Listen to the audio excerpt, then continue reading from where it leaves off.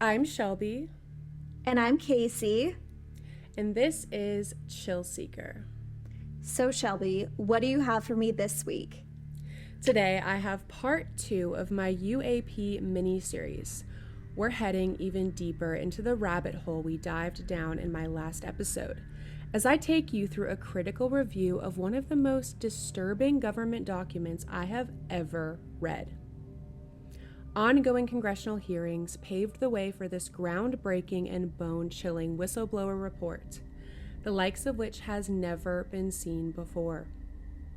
We're talking about evidence of secret sectors of the Department of Defense not only lying to the public as is expected, but lying to Congress about the true nature of their operations and findings that would shatter everything we think we know about the universe and our place in it. While the full report was kept classified, a 12-page redacted version was released by Congress on November 13, 2024. I'm talking about Immaculate Constellation. If you haven't listened to my last episode, pause this and go listen right now. Everything I'm about to tell you will make so much more sense if you're up to speed on why I'm talking about this and why you need to care. Now let's get started with a famous quote by German philosopher Arthur Schopenhauer. All truth passes through 3 stages. First, it is ridiculed. Second, it is violently opposed. And third, it is accepted as self-evident. Now, buckle up because this is one of the wildest rides I've ever been on, and I'm dying to take you with me.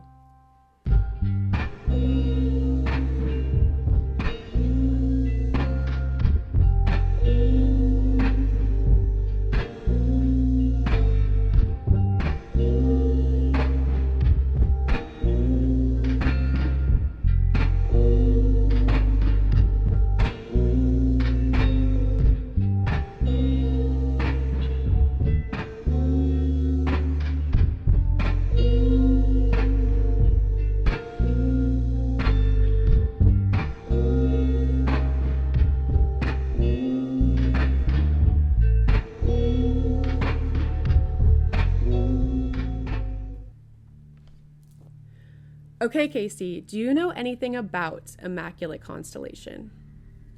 Okay, so when I first heard you say that, I immediately thought of like Jesus and Mary. Like, didn't Mary No, get literally. pregnant from that? That's what it sounds like. Yes, but no, I know nothing about it. So now I'm kind of nervous to learn about it, but excited. Honestly, you should be nervous. This blew my mind.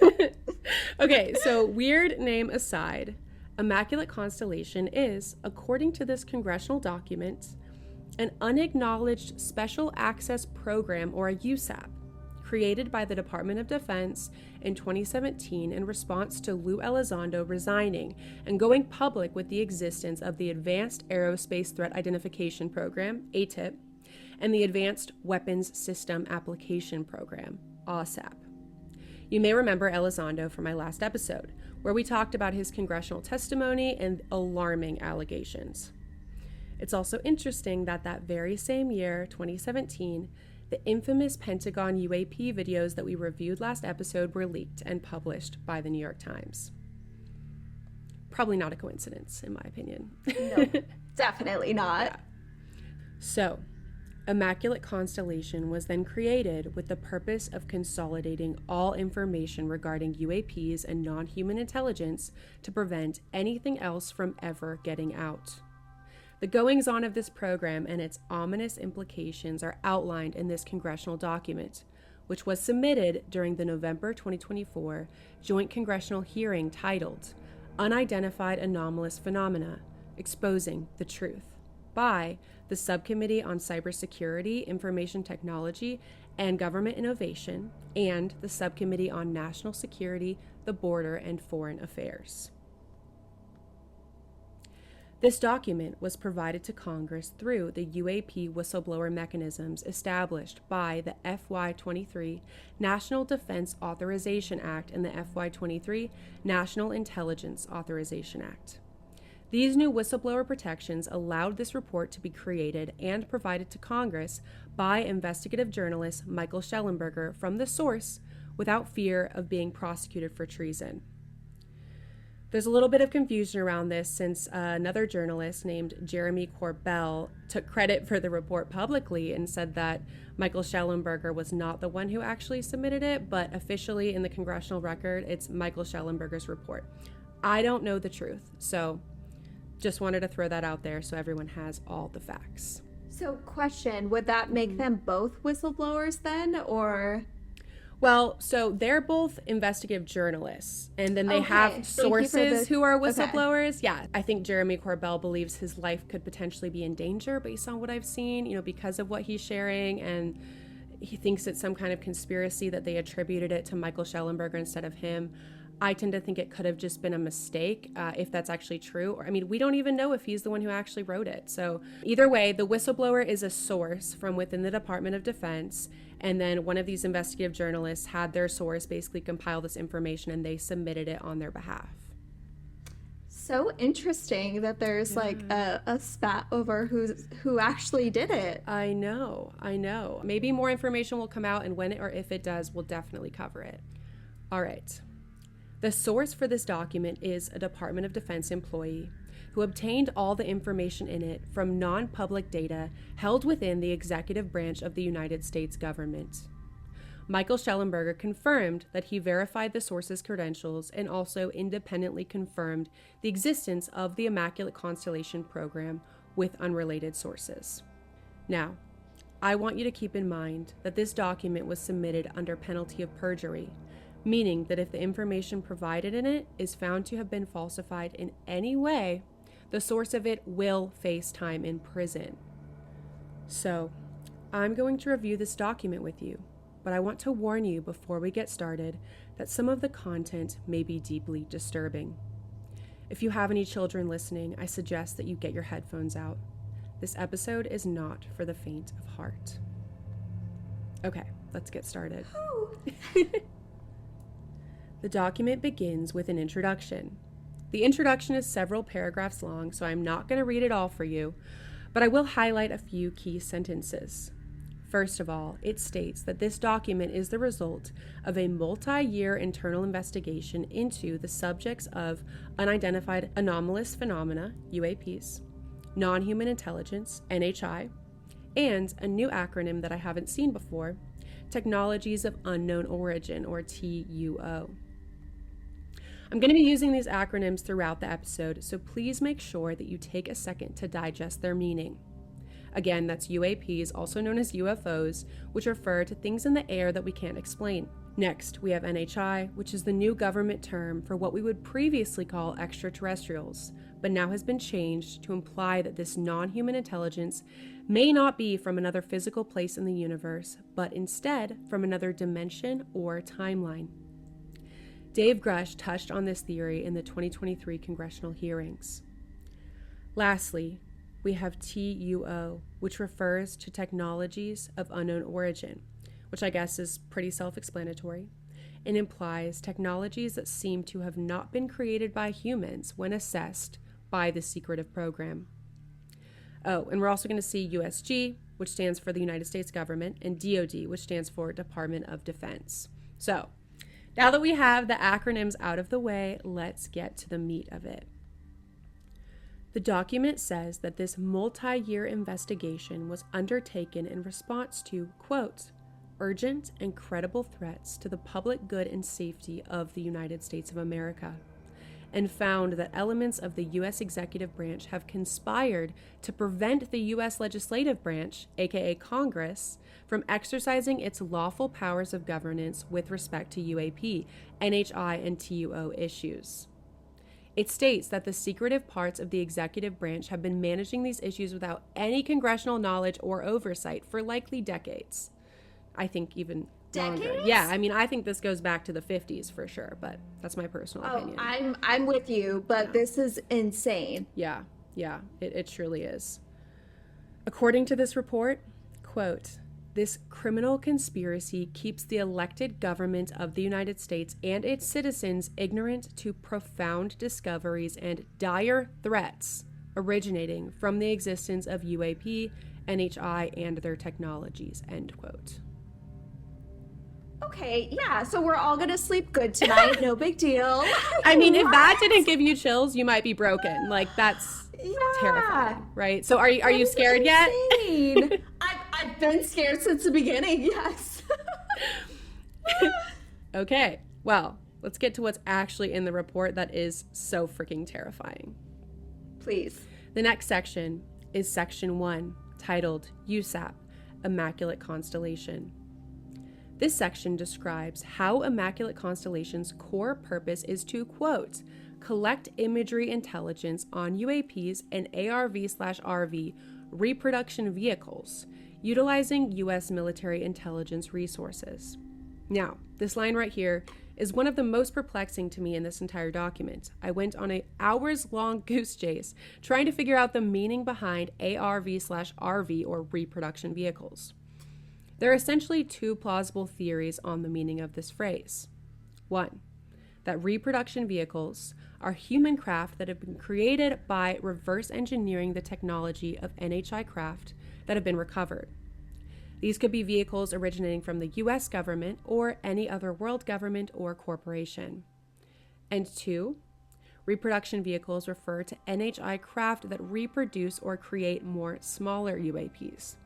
There have been anecdotal reports of this that I will get to in my next episode.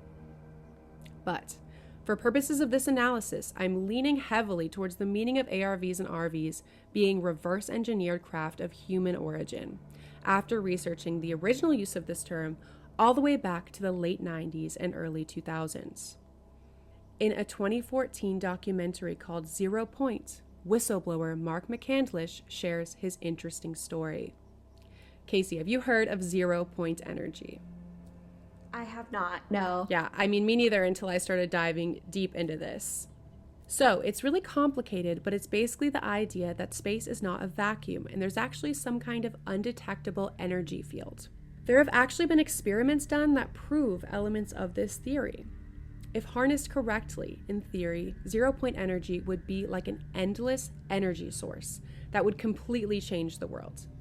I'm not going to get into it now, but I might do a whole episode on this in the future because it's absolutely fascinating. And yeah, if you Google this, if you put it into YouTube, you'll find real experiments conducted by well-known scientists that prove that there's something there in space that we can't understand, like we can't quantify. We don't know what it is, but there's some energy left even when there shouldn't be, essentially.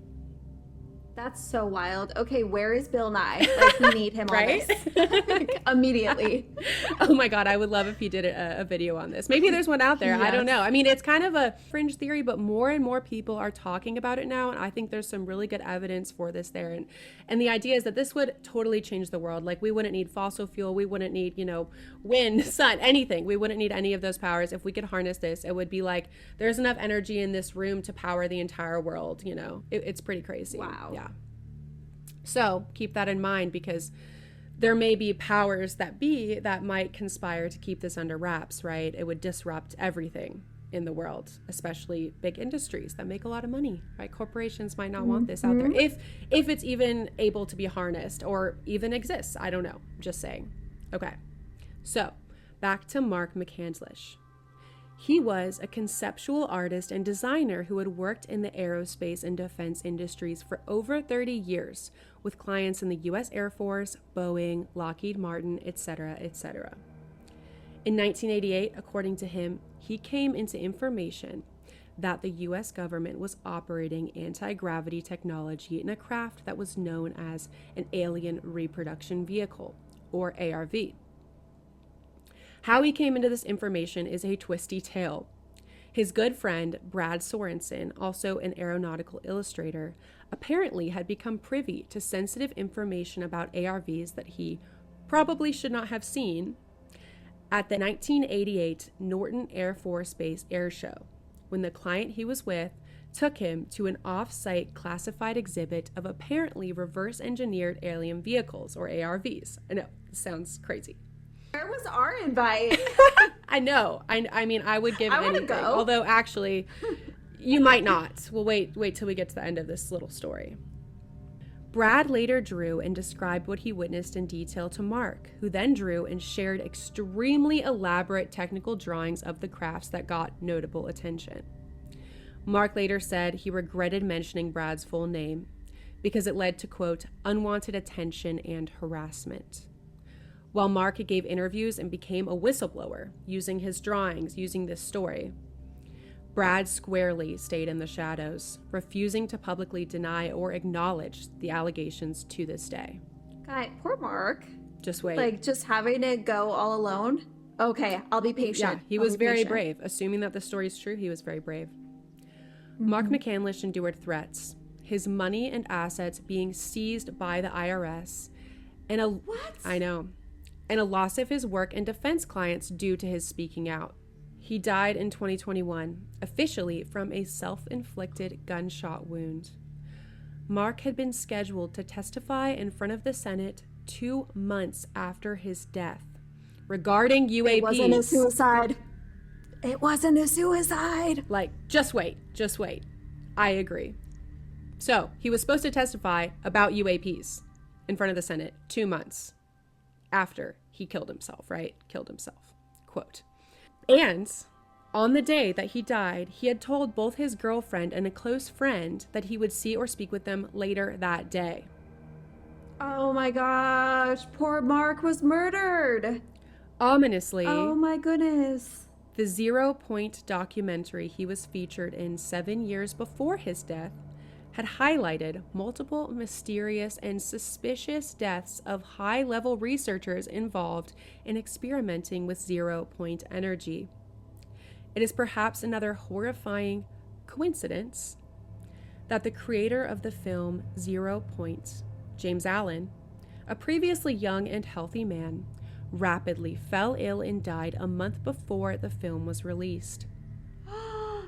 This is insane. I know. Oh my gosh. Okay, I take it back. I don't want us to go. That's what I was saying. I don't want to go. Yeah. So, after James Allen died, Mark McCandlish had his blood analyzed posthumously. And he had extremely elevated levels of radioactive isotopes. It was completely inexplicable unless he was poisoned. He was poisoned. Yeah, and I mean, there's videos of Mark giving a presentation on this and showing the results. So, he wasn't afraid to speak out on this, and then look what happened to him. Wow. Yeah. Gosh, I mean, I just admire their bravery. I mean, they literally died telling the truth. Yeah. Like, getting the truth out there cost them their lives, which is why we need to believe them. Yeah. I mean, it really makes you wonder why this is happening. Why are they wanting it to stay a secret, whoever decided to do this? In 2024, Brad Sorensen told investigative YouTuber UAP Gerb that Mark died because he could not keep his mouth shut, and Brad himself would be in mortal peril if he continued to discuss anything about this topic. He even told Gerb to, quote, say goodbye to everyone and everything he loved if he continued to investigate Mark and ARVs, and that he would, quote, never see it coming.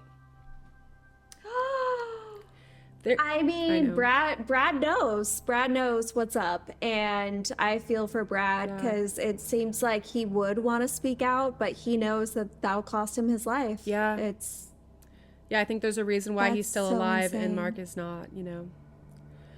There is so much more to this story involving 0 Point energy and shady government officials with strange connections to corporations, but I don't have time to get into it today.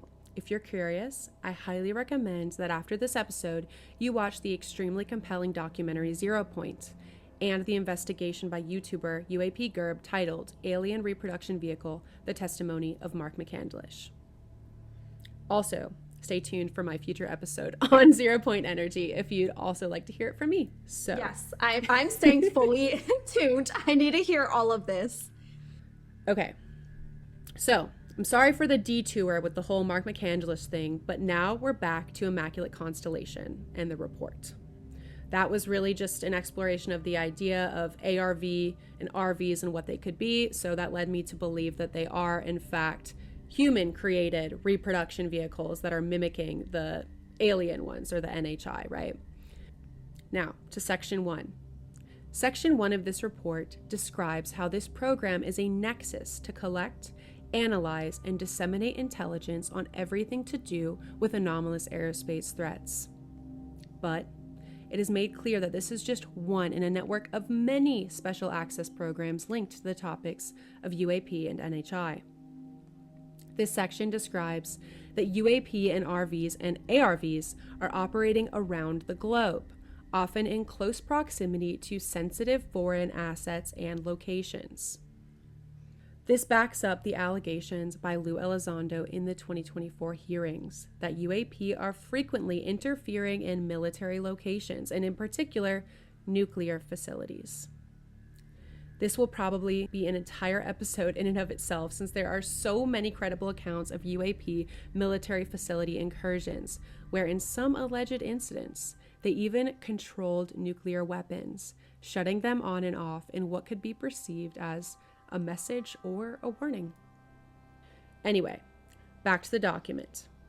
It goes on to state that, quote, sophisticated information security controls are a major part of this program, which enforces compartmentalization by detecting, quarantining, and transferring UAP and RV data before it is circulated within the broader military enterprise. This is so important because it explains why so many members of the military and defense sectors are kept entirely in the dark about these incidents, and might explain why lower-level investigations into these phenomena are discouraged or non-existent, like in the previous cases we covered last episode. Section 1 concludes that the United States government is not only aware of UAPs and TUOs in a global surveillance and reconnaissance mission, but also foreign state efforts to replicate these craft and technologies. So now we've come to Section 2. Section 2 is titled United States Government Imagery Intelligence. It states that the U.S. government maintains imagery intelligence databases with images from sensors including infrared, IR, forward-looking infrared FLIR, you may remember that from last episode, full motion video, thermal, and still photography. The document describes how these advanced sensor technologies can capture UAPs that are not visible to the naked human eye. It is concluded that the sources and nature of this data and its verifiable chain of custody ensures a high level of confidence in its accuracy and integrity. Next, in Section 2, there are multiple specific examples of incidents described to illustrate the types of data that is collected in these databases.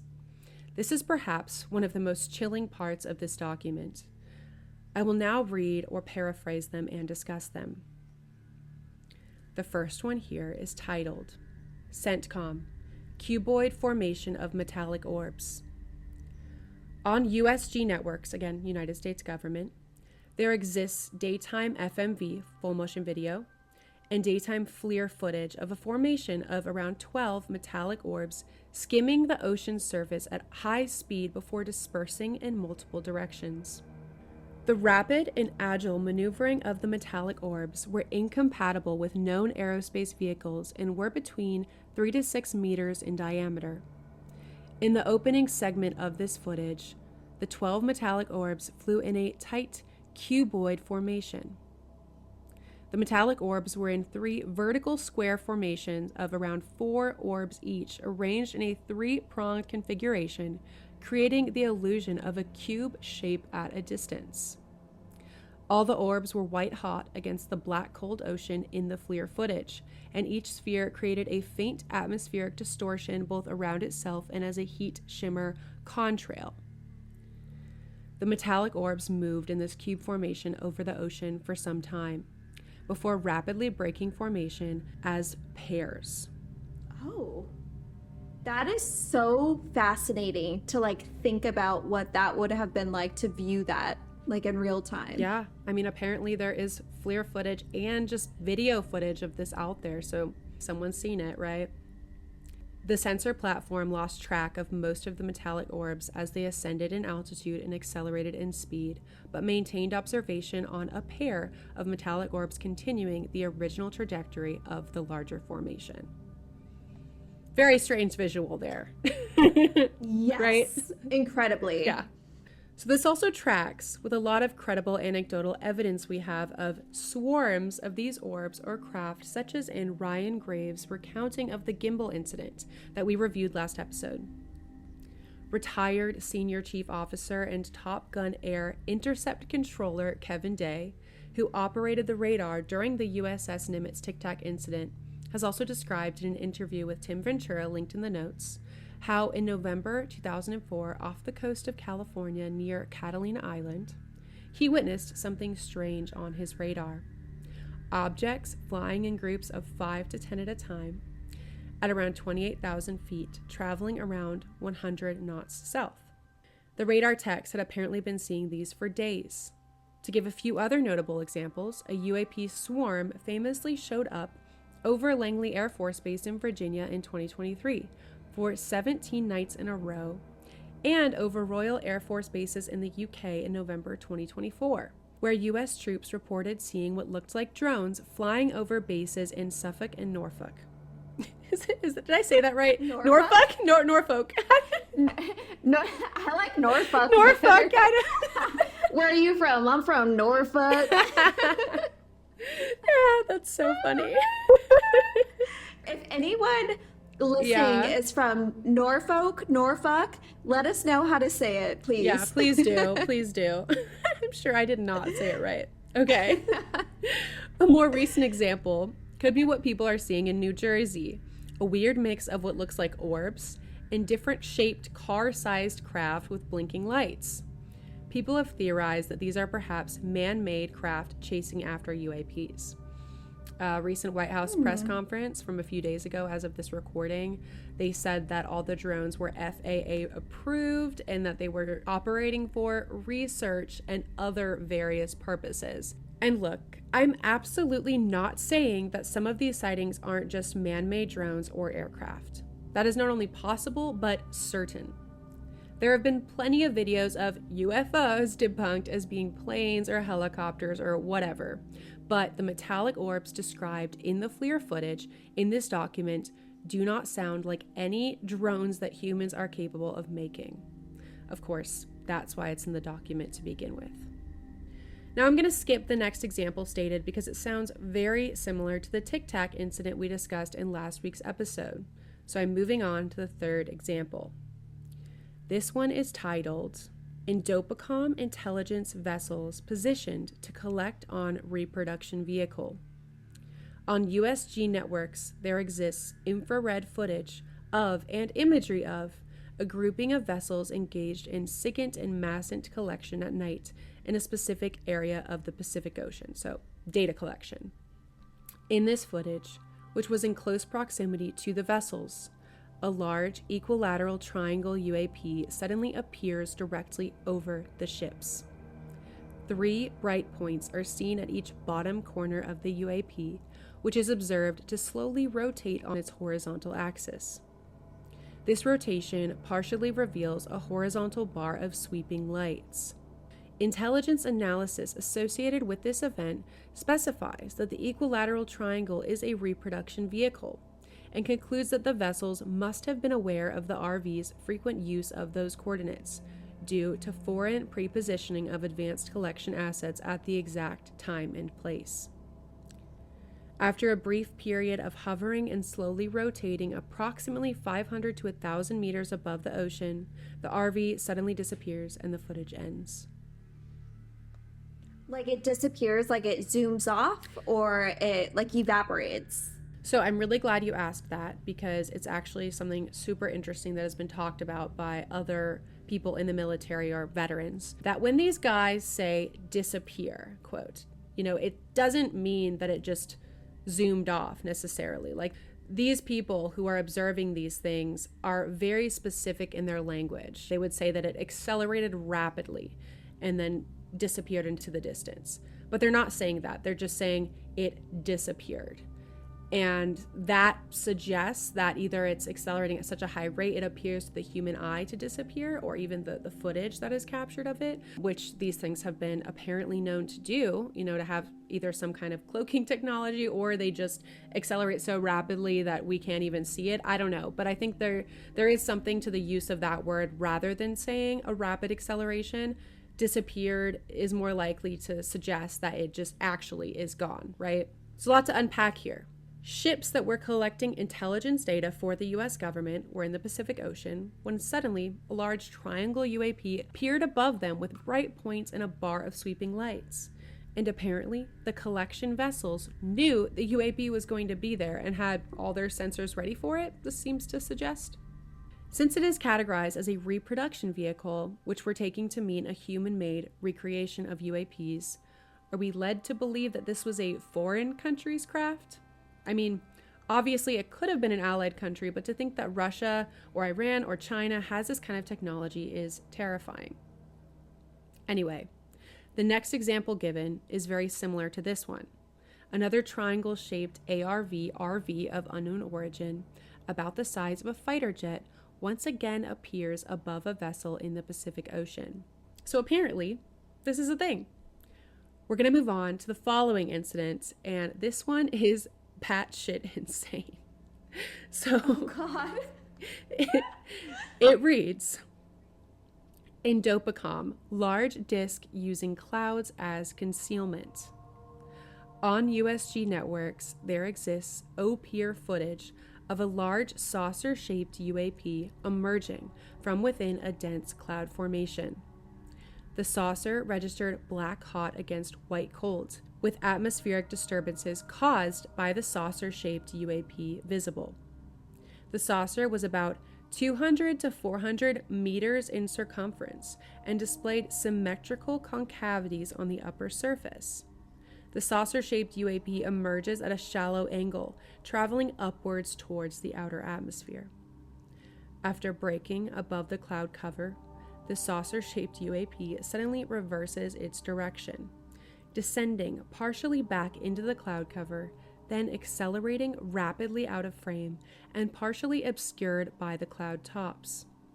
This behavior was evasive in nature and implied that the saucer-shaped UAP had become aware that it was under observation by a space-based collection platform. Wow. So, 200 to 400 meters in circumference. We're talking about the size of an entire city block or football field. And this is crazy because there have been many anecdotal reports of objects, quote, the size of football fields. But that has always sounded absolutely insane to me, right? Like, imagine seeing something literally the size of a football field or a city block in the sky. Like, it doesn't seem real. I mean, it literally sounds like something out of Independence Day. Or, another sci-fi movie. Like, it's so wild. But apparently our government has OPIR, or overhead persistent infrared, footage of this craft. So now. Wow. Yeah. The next example, quite frankly, sounds like something out of an acid trip. Indopacom, boomerang UAP observed by pilot and sensor suite. On USG networks, there exists FLIR footage of a swept boomerang UAP maneuvering at an uncertain altitude at a location off the eastern coast of a country. Don't know which one. The UAP is observed rapidly decelerating to a stationary hover, followed by the sudden emission of a sphere of light from the junction of the two wings, which expands to partially engulf the craft in a rotating sphere of light, at which point the available footage ends. So it turned itself into a disco ball? Or it released a disco ball that then covered it partially. Yeah, I mean, just imagine that. A rotating, expanding. I wish we could see this footage. I know. I mean, I want to see it so much footage bad. out there, and we have the original Pentagon leakers to thank for finding a loophole, but unfortunately that loophole has been completely sealed up, right? I mean, look at this whole program was created, this USAP, Immaculate Constellation, because of all the stuff that was leaking to try to make sure there are no more leaks. So I'm very grateful, assuming that this is legitimate, which I personally believe it is likely to be because of, you know, yes. under oath, right? Penalty of perjury, all of that. I'm very thankful to the person who put their job and possibly their life on the line to release this information, whether it was through Michael Schellenberger or Jeremy Corbell, I don't know, but you know, they still got it out there, which is amazing. So yeah, this whole thing was such a weird visual. And I also want to mention that the boomerang-shaped UAP is something that harkens back to the infamous 1997 Phoenix Lights. If you haven't heard of this, it's an extremely well-known event where literally thousands of people called in to report sightings of a giant boomerang-shaped craft all over the Arizona desert. Like, it was traveling and people were seeing it from the south of the state to the north. While the military initially denied that they had any operations going on during this time, weeks later, they came out and attributed these sightings to a training operation that was supposedly going on. However, many people believe this was a cover-up due to the sheer size of the craft that was reported being so much bigger than the fighter jets used in the supposed training operation. There's a lot more to this story, but I thought it was important to mention considering the unique boomerang or arrow shape of the reported craft in this case. Okay, so I know things have already gotten weird, but I promise you, this next one is 10 times more disturbing than anything we have talked about so far. When I saw the leaked footage of this, I thought it had to be fake simply because of how fucking strange it looks. But then we have this in the report. Northcom Jellyfish UAP crosses U.S.-Mexico border.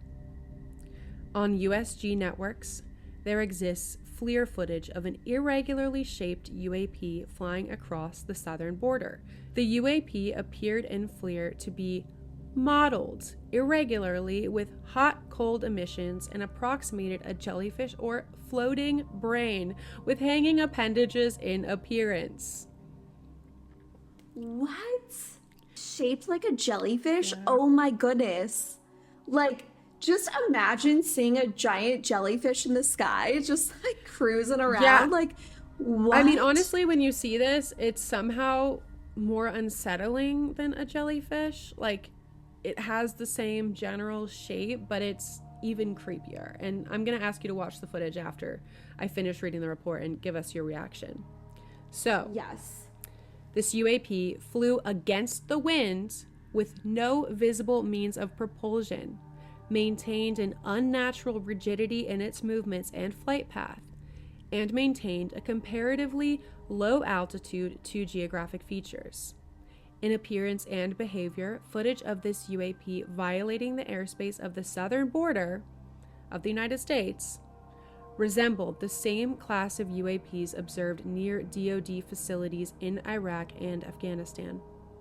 There exists at least one compilation video of this class of UAP, sourced from DoD Force Protection Assets in Theater ISR, which uses this footage as a point of comparison. So if you haven't seen this footage, it was leaked by journalist Jeremy Corbell, same guy we've been talking about earlier with that dispute.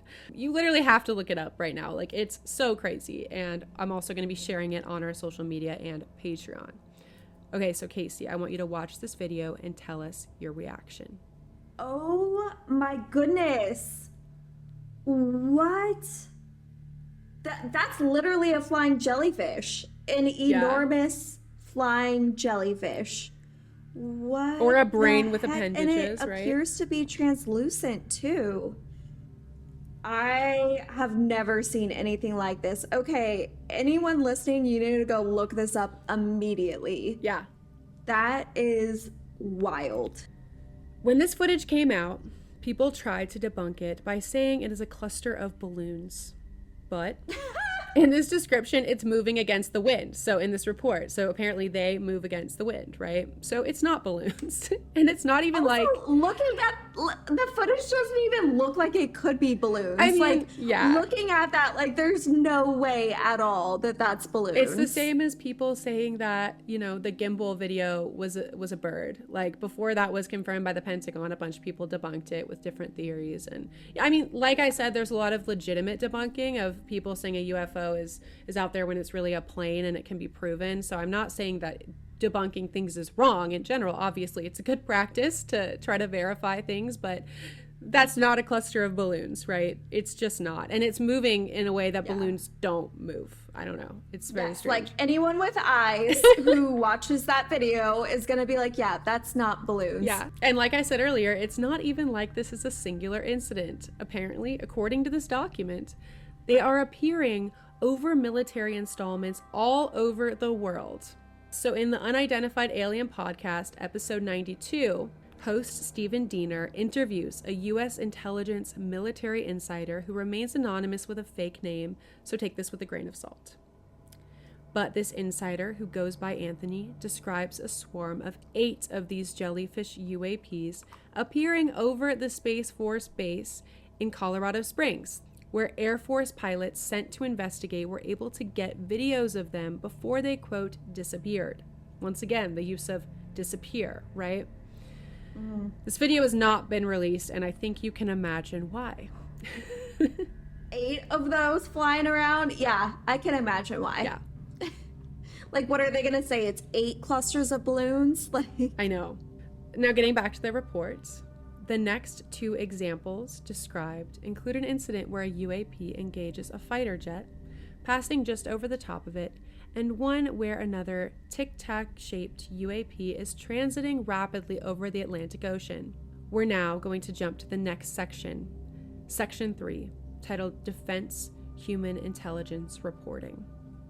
This section concerns data compiled of first-hand encounters with UAPs or UFOs by DoD personnel, many of which are pilots as well as individuals involved in foreign intelligence collection activities. I want to remind you that everything described here is coming directly from a whistleblower report released by Congress. According to the document, the information in this section was compiled by reviewing over 400 reports of these encounters in a particular dataset from 1991 to 2022 and is not considered exhaustive of all reports. Now, the types of UAP are categorized and described based on the information in this dataset. There are also tables with each shape and observable details about the shape. Now, I'm not going to read through every single line, but I will highlight some notable parts that I think are very important to keep in mind. So, I'm going to briefly review these categories with you, and after that, get to what I believe is the most insane incident or revelation in this entire document and episode. So first, we have spheres or orbs. These are the most reported shape of UAP, and they range from totally smooth to having appendages or openings on their surface.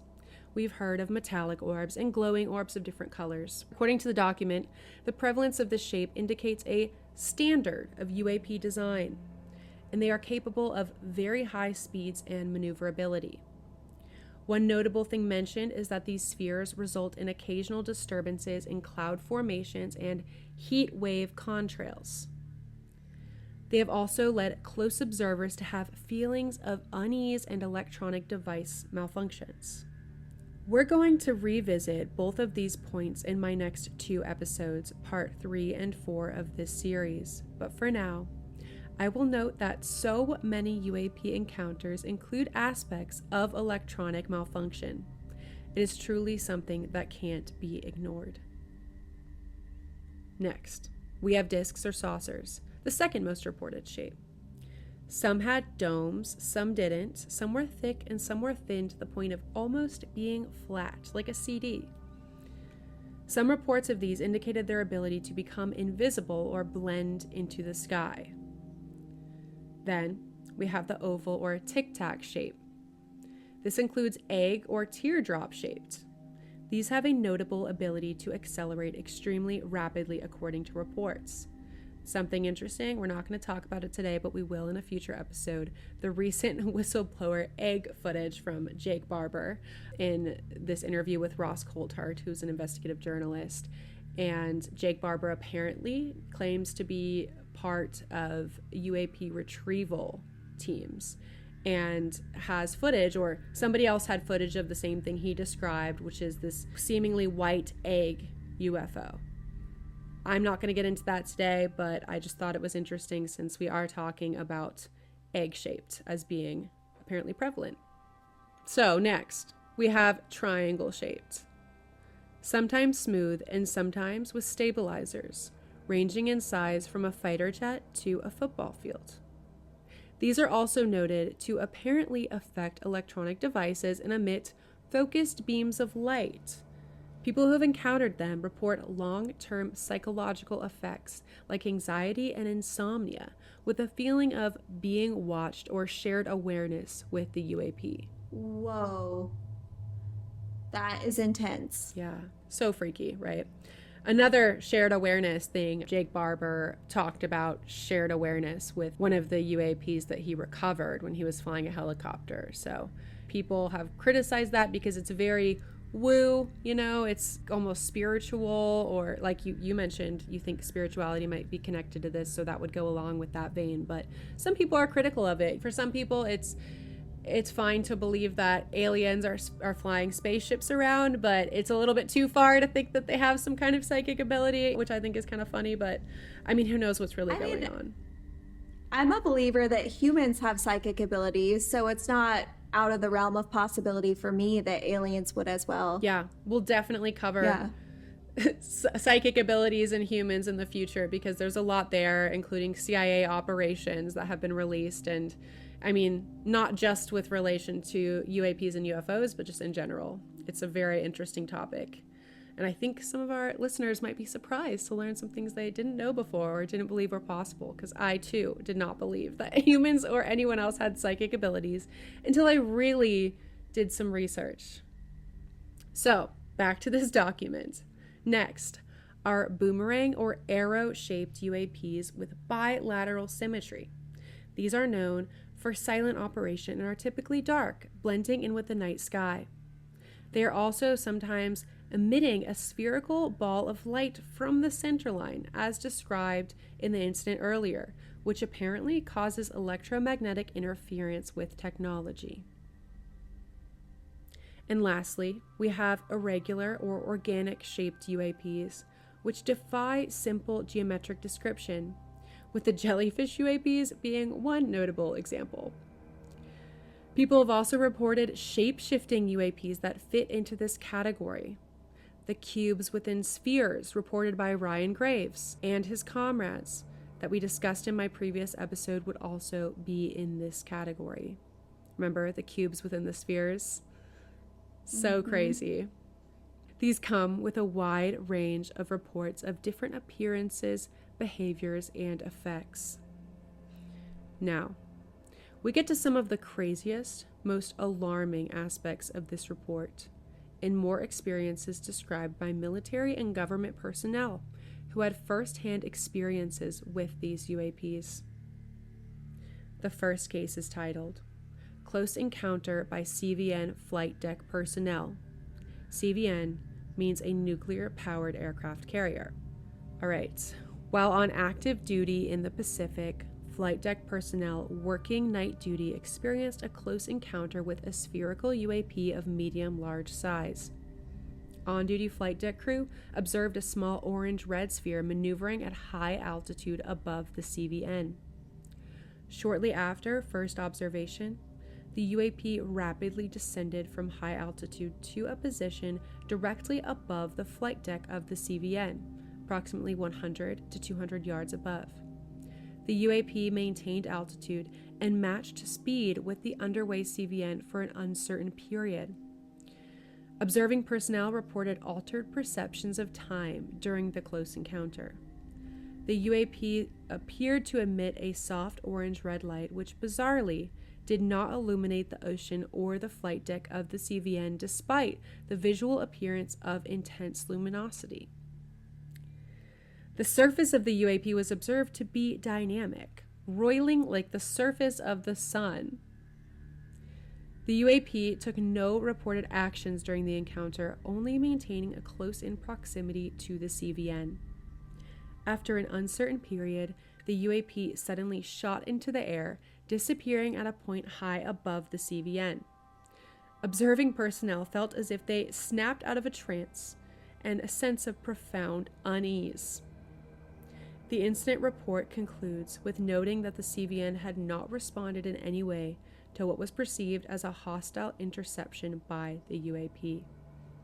I wonder why it was perceived as hostile, just because of the way they felt after.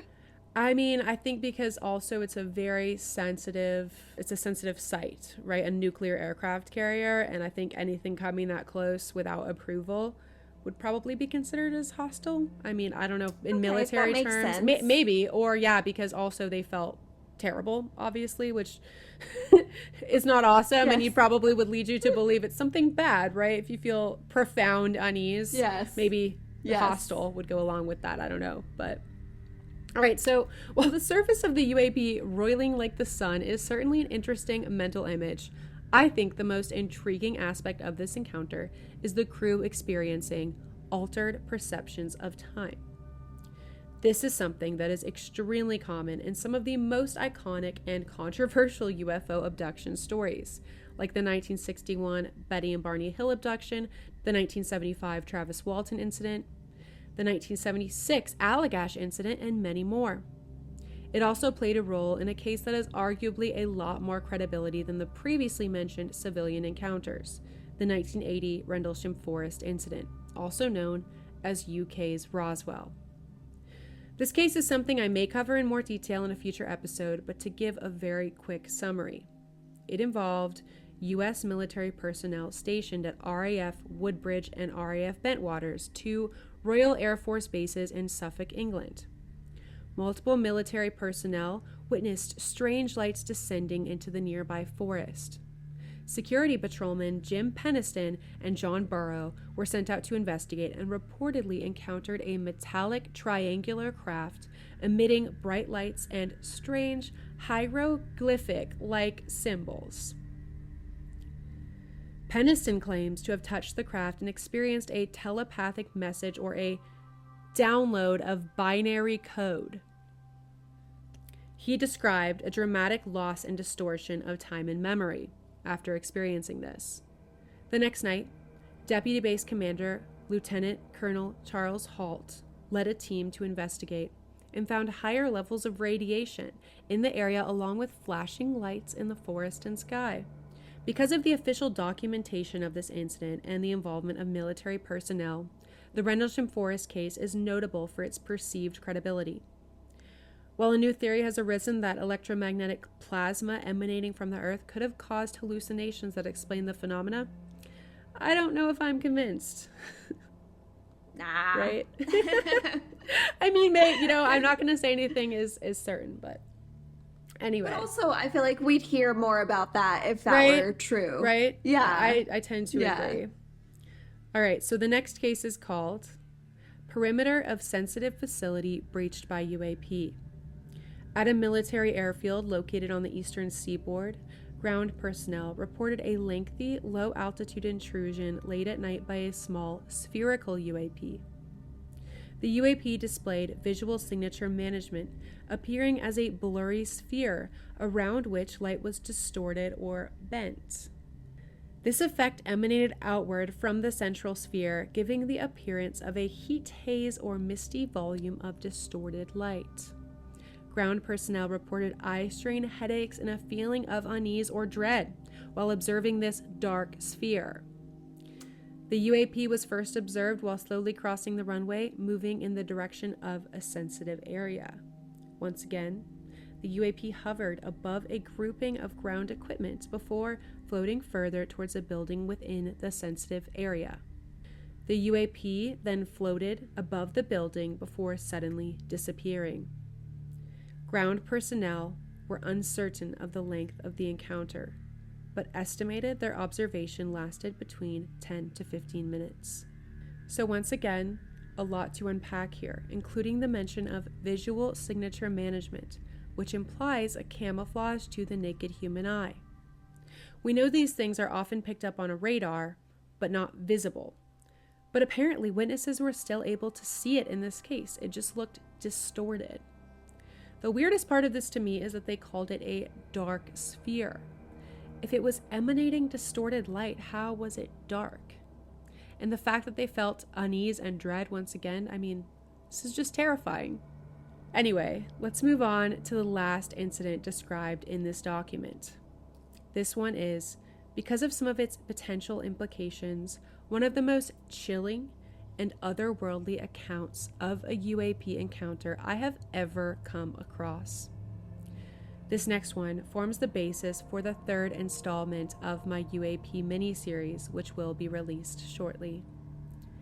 The incident is titled, Metallic Orbs Intercept F-22 on Kanas Air Surveillance and Control Mission. While performing a routine airspace surveillance and control mission in the Eastern Air Defense Sector, an F-22 fighter observed multiple UAP contacts at mission altitude. Moving to intercept, the F-22 pilot noted multiple metallic orbs, slightly smaller than a sedan, hovering in place. Upon vectoring towards the UAPs, a smaller formation of the metallic orbs accelerated at rapid speed towards the F-22, which was unable to establish radar locks on the presumed hostile UAPs. The F-22 broke trajectory and attempted to evade, but was intercepted and boxed in by approximately 3 to 6 UAPs. One UAP maneuvered in proximity around 12 meters to the area directly starboard of the cockpit. There, the UAP established a rigid spatial relationship with the F-22, maintaining its exact position and orientation parallel with the F-22's cockpit despite multiple evasive rolls and maneuvers.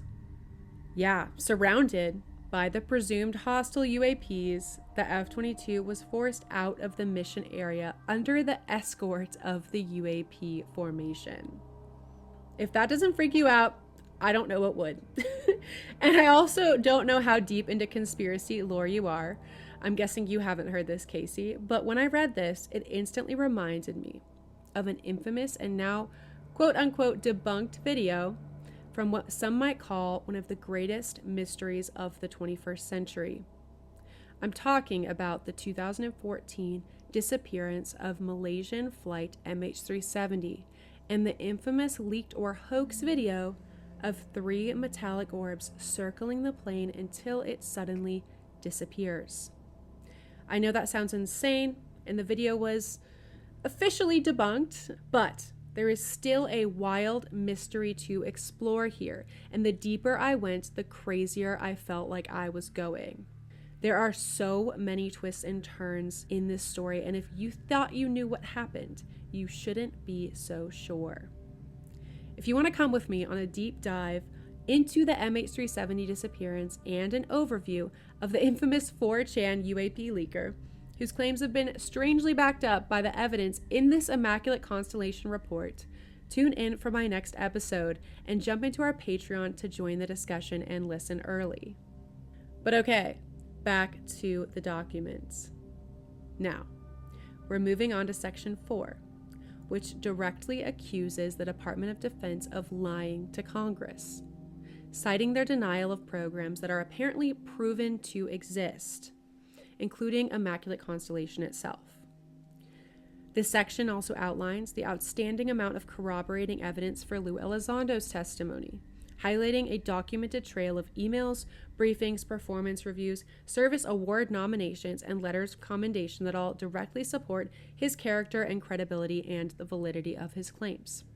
The next section, Section 5, cites a specific NSA report from 1978 that concerns the United States government's monitoring of the Soviet Union's covert research into parapsychology and, quote, the biological effects of UAP on human beings.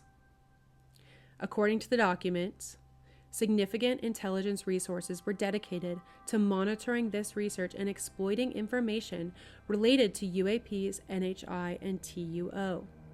The details in this NSA report apparently reveal the, quote, contours of a secretive, decades-long competition between major terrestrial powers to collect, exploit, and field novel technologies derived from the study of UAP and NHI.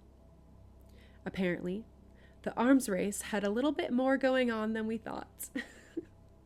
So, the following section in the document, Section 6, provides a vague overview of information regarding, quote, peer and near-peer countries and their evident documentation of UAP, NHI, and incursions over their sensitive military installations.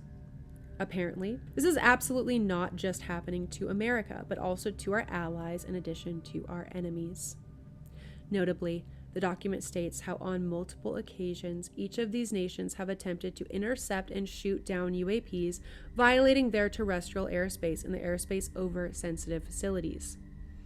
The use of the word attempted leads me to believe that they have not been successful, but who knows?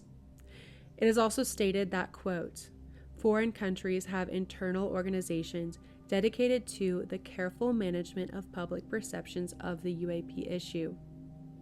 This last point cannot be overstated. We must always question what our governments are telling us and why.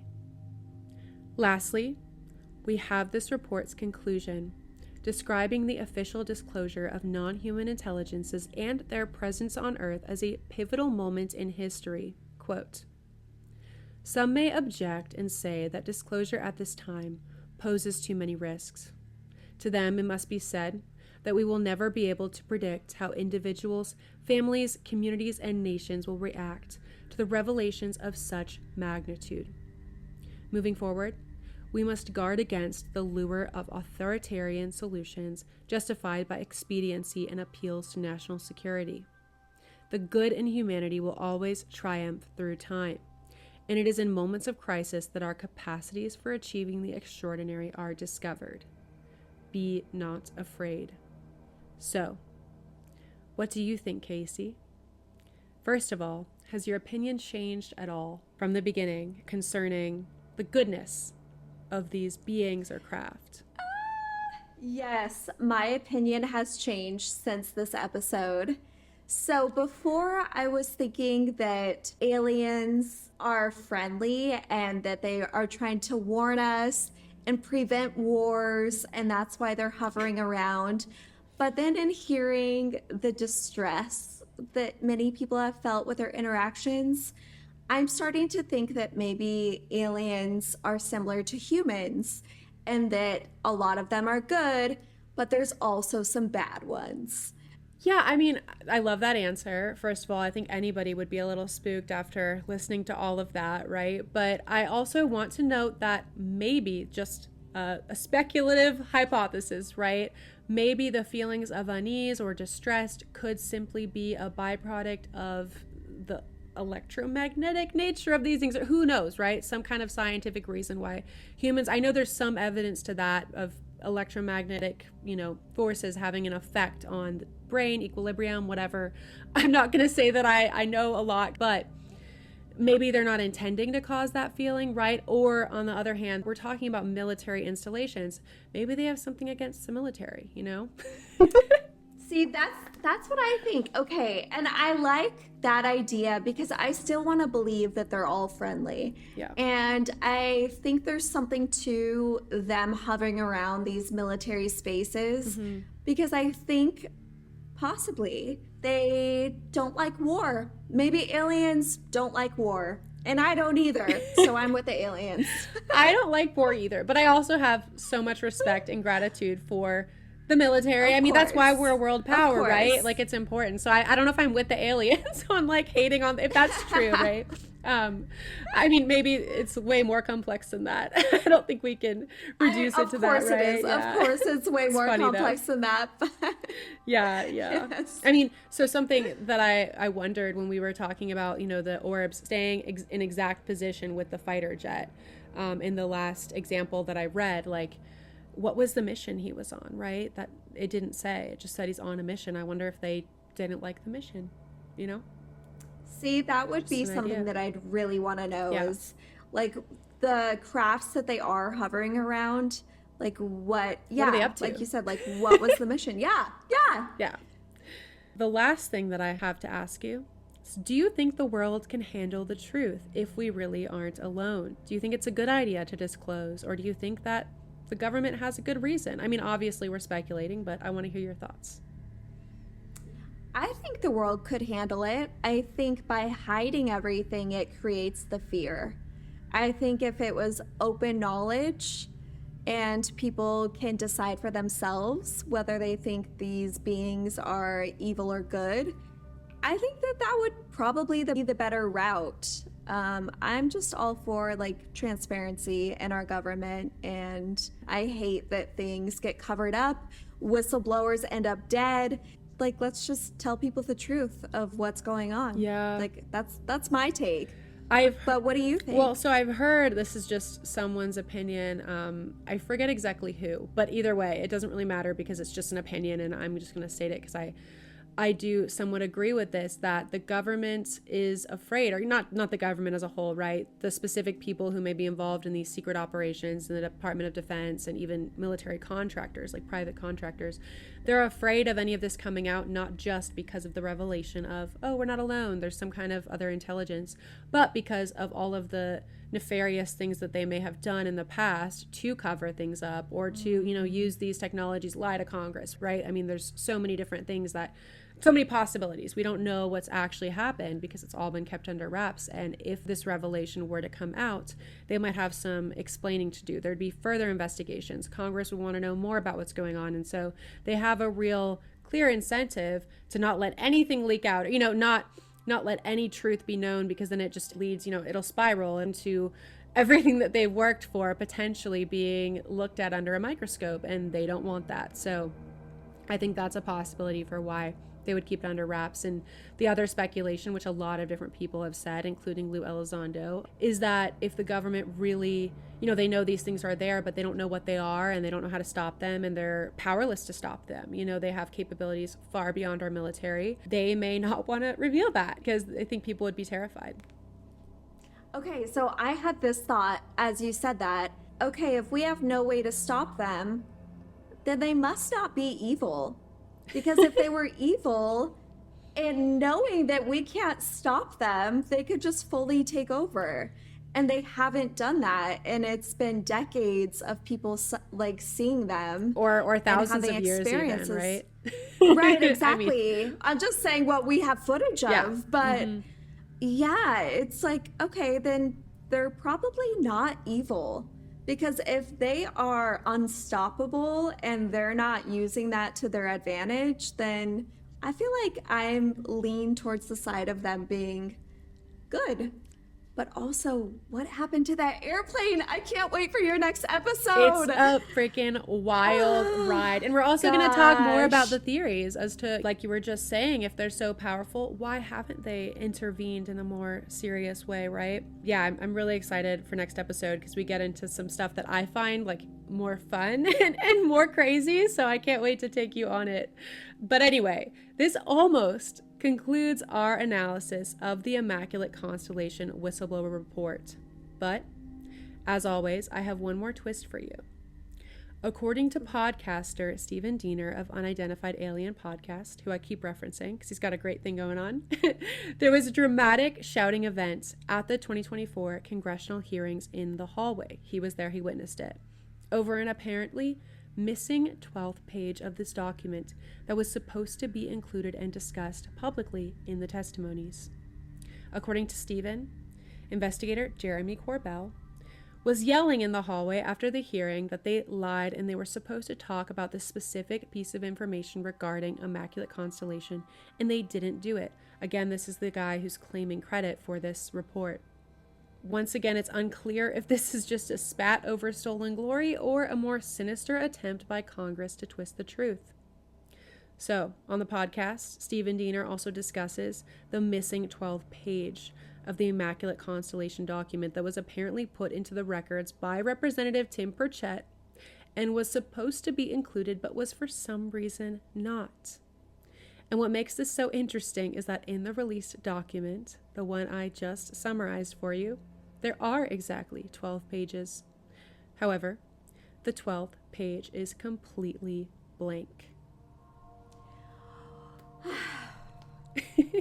I need to take a deep breath after that. What the fuck is on page 12? What is on page 12? I want to know. Those 11 other pages had so much information. What could possibly be on page 12? That they're like, okay, this is where we draw the line. Like, right? Like, it was so wild. It's like, you'd think they would want none of that coming out. But what could be worse? What could be more crazy? I don't know. Yeah. So I'll leave you with that little mystery for now. But I want to know what you, the listener, think could have been on that 12th page that was supposed to be released but was pulled and hidden at the last minute. Tell us on social media at @ChillSeeker Podcast on Instagram, @ChillSeeker Pod on TikTok, and @ChillSeeker_pod on X. I also hope you will go right now to Patreon at patreon.com/ChillSeeker and sign up for free to listen to our episodes early. We're releasing them on there before we're putting them out on Spotify and everywhere else. So go there if you want to hear the next episode right now. So Casey, what do you think could have been on the 12th page? Do you have any ideas? Some alien nudes. Oh my God. Wait, I love that answer. I've thought about that though. It's like alien nudes. Do aliens be fucking? Do they be fucking? Like, and how? You know? How? Yeah, I really am gonna need some video evidence of that, I think. Right? Same. Yeah. Please. I mean, pictures is not a bad assumption, right? It may be photographic evidence. What do you think? Yeah, what do you know, I think my guess would be it could have been more information about the nature of the NHI. In there, it talks about all these different experiences or incidents that people have had that's been caught on camera, whatever, but it doesn't really go into the nature of what they are. You know, are they good? Are they bad? Are they from another planet? Are they from another dimension? I mean, maybe we don't know these things. Maybe that's not what's on the page, but I think it's something that government would be very reluctant to share, even beyond, like, they've already confirmed, you know, the Pentagon videos, they've already confirmed these things are out there. We can't explain them. We don't know what they are, right? But I think that, you know, they don't want to say anything about what it actually is. And that would be my guess as to something they might want to obscure. So anyway, thank you so much for listening and exploring all the things that keep us up at night. This really kept me up at night. I was up till 4 a.m, like, oh my God.